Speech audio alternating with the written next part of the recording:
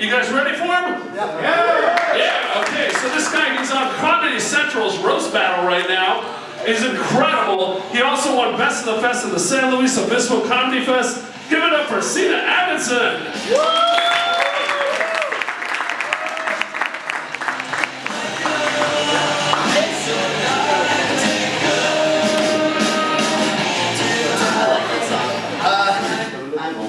Hi everybody. Hi. I specifically requested the Aladdin soundtrack, so whoever's DJing, you messed up. I just got here, flew my carpet in this morning. It was a nice flight. It's good to be here, you guys. Anybody Aladdin fans? Am I the only one in here? Come on, you're right. Where are my paisanos? No? Alright. I'm Middle Eastern. I can show you the world. Shimmering, splendid. What if the stage just started floating? Would you guys all become believers, right? You know what's funny? I do love, I'm a huge Disney fan, I know. Right? Thank you, the other man who's securing anything up with his sexuality. Do you agree with me? Here's the thing, I know we have an uphill battle between us, but here's the thing. I love Disney. Everyone assumes Aladdin is my favorite Disney movie because, you know, we're all racist, but it's not. I love Aladdin, and after a few drinks, yeah, I'll steal your carpet and try and fly it down the stairs and steal your bread and find a monkey. But here's the thing. My favorite real Disney movie, if you put me, like, lie detector test, swear to God, hand to God, Little Mermaid. By far. And I know that says a lot about me, but who doesn't love The Little Mermaid, right? Look at this stuff, isn't it neat? Wouldn't you think my collection's complete? Wouldn't you think I'm the girl? Yeah, the girl who has everything. She's not, is she? Right? It's like the best movie, right? So I went to see this recently as an adult, as a grown man, because I'm not a weirdo. And this was at the El Capitan Theater. They were doing a sing-along with, you know, that you could go and there was a princess on stage. And, you know, there was a little bouncing bubble, and you could sing along with all. I went with my lesbian friends. I don't want to, be weird. And I don't want to be put on a registry or anything. So I went with a friend, and, because I was the oldest person there. And I went, and I was having so much fun. I'm singing along to all the songs. We're having a blast. And then I watched the movie, and then I felt so old when the movie was finished because I took her dad's side on everything. From beginning to end, I'm just screaming at the screen Ariel, what are you doing? You're 16 years old. Wait, you have a perfect life. You're gonna give all this stuff to go live on the land? You're too young to marry a land prince. You got crabs and servants and you're singing songs that's all about under the sea. What are you gonna do? You can't even talk up here. You can stumble around. You're like a baby deer trying to walk around. What are you doing? Of course Eric thinks you're the perfect girl. You're beautiful and you can't speak. Wait until you can start talking. This relationship's going nowhere. I'm just yelling at the screen. And then I'm Trident's looking out for you. He's got a perfect life plan for you. And I'm having all these crazy mixed emotions. I wish I could do my life over again. What was I thinking? And it's this jaded old man, just yelling at her. She's 16. That's so crazy, And then on top of all of that, she signed a contract. Why is she playing this weird game of charades with Prince Eric?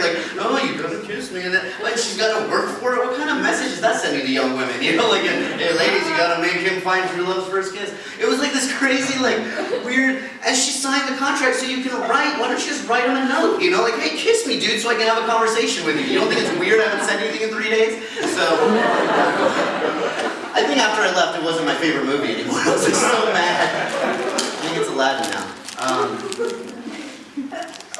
Aladdin is kind of a weird Middle Eastern movie because, the dude has no accent, he's just I don't know if you know this, but it's the dude from Full House that does Aladdin's voice. The white dude from Full House does.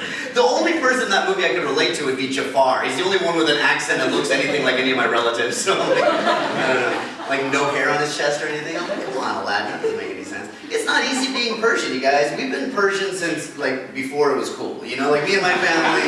I know all of you are man, I wish I could be Middle Eastern now. But no, back before it was cool, we've been Middle Eastern. It's not easy. I have to comb my arms and my shoulders every morning when I wake up. That is not an easy task. 100 times each side. When I sweat, it beats down my chest like Plinko chips on The Price is Right. Under 5,000. I look like the guy in the evolutionary chart that's in the middle, the one that's looking at the man. Look at this guy. This guy gets chicks. This guy's home alone. wear gold necklaces. Did you know that? So we know where to stop shaving. Otherwise, we just don't know where to draw the line. Stop where my shirt starts. My mom said I've been this hairy since birth. She said I tickled coming out. So that's good. I can make that joke. My mom's actually here. My mom's in town from Utah, by the way. If you guys want to give her a say hi. She's the sweetest little lady in the world. By the way, we're not what you think of when you think of Utah. By the way, you don't think of Brown. We're the darkest people there. They gave me the Negro Scholarship Fund in Salt Lake City. But my mom is the sweetest little lady. This is not a joke. She arrived on Monday and she flew in and she takes out like this little pill bottle and she's like, look what I brought. And I'm like, what did you smuggle on the plane? And she's like, saffron. What? She's like, it's more valuable than gold. And I'm like, what are you talking about? You're gonna get arrested by TSA. Do you know what we look like? You can't be smuggling stuff onto the plane. Oh my God, like it was the cutest little thing and she's been cooking for me all week, like all this Persian food. I'm like, oh, for once I'm gonna get chubby again. That's gonna be nice. I'm like reverse Carl. I'm like, oh, I'm wasting away. It sucks to be poor. Yeah, and here's the thing, the other thing about being Persian too, is it's not just being hairy, but it's also like, it's like weird hair patterns. Like, see my hair, it starts at my fingertips, and it goes all the way to here, and then it just stops for no reason. Why does it do that? That makes no sense. Like, what kind of evolutionary trait is that, where my hairline just goes, no need after that? Like, there's no need for hair after that. I had a friend who was like, well, maybe your t-shirts make the hair stop. And I'm like, well, it doesn't stop on that side, it just keeps growing over there. What is that? I mean, like, is that just clumps up my deodorant, slows me down when I swim? There's absolutely no purpose for that at all. There's no hair on my back, there's no hair on my feet, everywhere else covered in hair. I look like I'm wearing a backless pantsuit all the time. The weirdest thing. And then here's the great joke that God played on me. I'm losing it where it matters. Like, isn't that just, thank you. Like, it's so, I've got like the horseshoe pattern, like the George Costanza horseshoe right here. And then I got a swimming pool in the back, and then like a bridge to Terabithia across the middle. And it's starting to come out of my ears now. Like, in 20 years, I'm just gonna look like I'm wearing Beats by Dre all the time. The only way I'm ever gonna have a hairline again is if my eyebrows continue to grow up. I'm just shaving my eyebrows. We're at the loophole. Alright. I don't know. It's really tough. Here's the other thing, the next blessing that I got from the good Lord. Small hands. Thank you. Why would I want anything to go right in my life? Having small hands is the worst because everyone makes fun of you for it. And on top of, there's one good thing about it though, is whenever like I pose for a picture, I put my hands on my muscles and I'm like, look, those are normal muscles. Look at that. That's a normal sized hand. That's a huge gun show you just signed up for. But that's stupid. Don't do that. But here's the funny thing that came up with my hands is I've had this thing that goes across this line that goes across my hands, and I've always like it's been like a first date conversation piece. Like, hey, look, this is my lifeline. It never ends. Look, I'm gonna live forever, you know, or whatever. And I was dating a grad student, and she does nothing. I don't know. Is anyone here a grad student by chance? Are you guys old enough? Are you?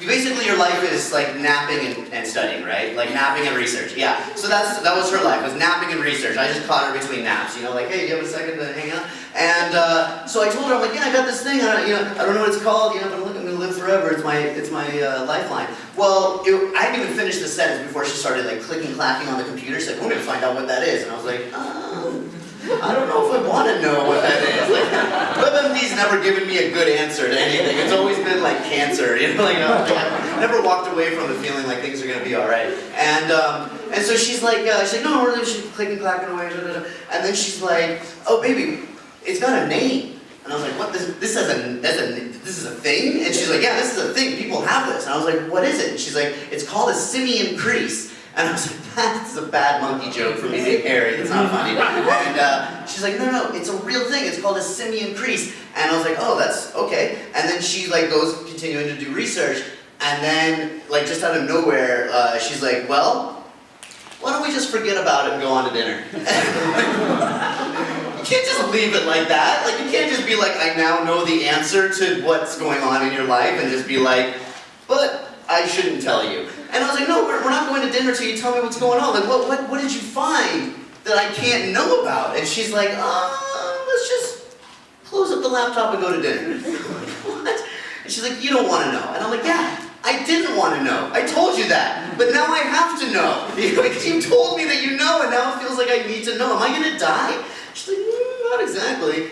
And I'm like, what could be, what is it? What's on the computer? And she's like, well, it's really interesting, because when you type in symptoms into WebMD, generally a list of potential problems come up, like it could be cancer, it could be, pneumonia, whatever, And I'm like, okay. And she's like, well, when you type in simian crease into WebMD, one result comes up, and that's it. And I was like, okay. And she's like, but you don't want to know what it is. I was like, oh, what is it? She turns the laptop around, and there's one word on the page, Down syndrome. I have Down syndrome, apparently.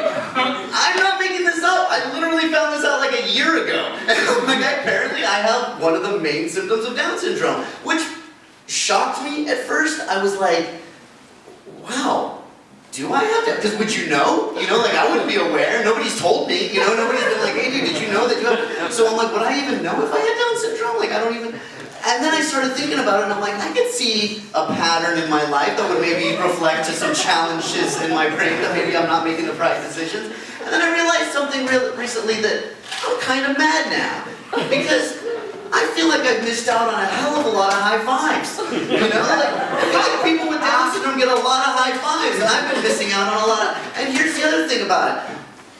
People have held me to a way impossible standard. Like people have been like, look, Sina Amundsen goes to, drops out of 5 years after, at the University of Utah to become a moderately successful comedian, failure to his parents, right?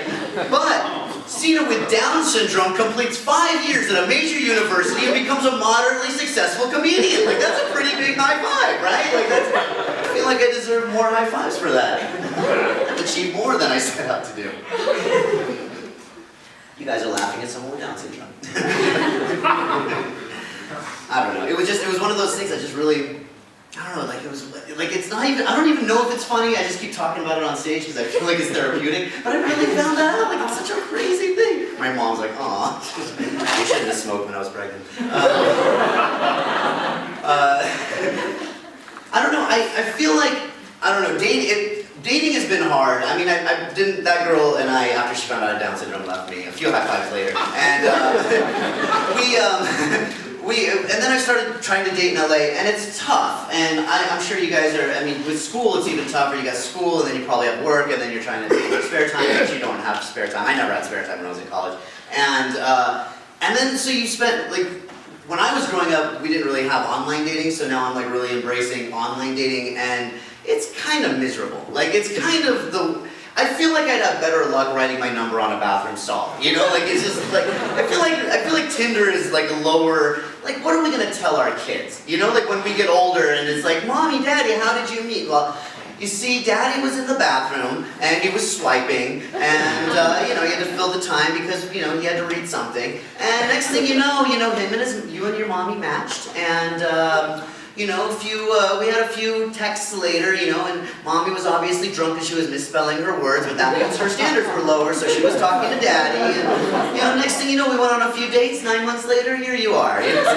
Where's the romance in that? I don't know, I sent out my first message when I signed on for online dating, and the first message, because I'm dumb, I just go, hi, nice to meet you, my name's Sina. Apparently you have to have a nice opener.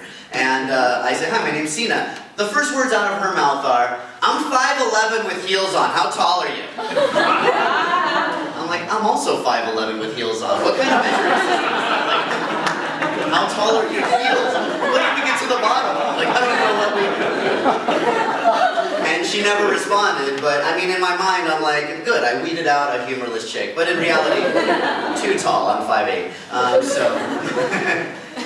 I don't know. It's the problem I feel like I've been having since I moved to LA is that the women here are too beautiful.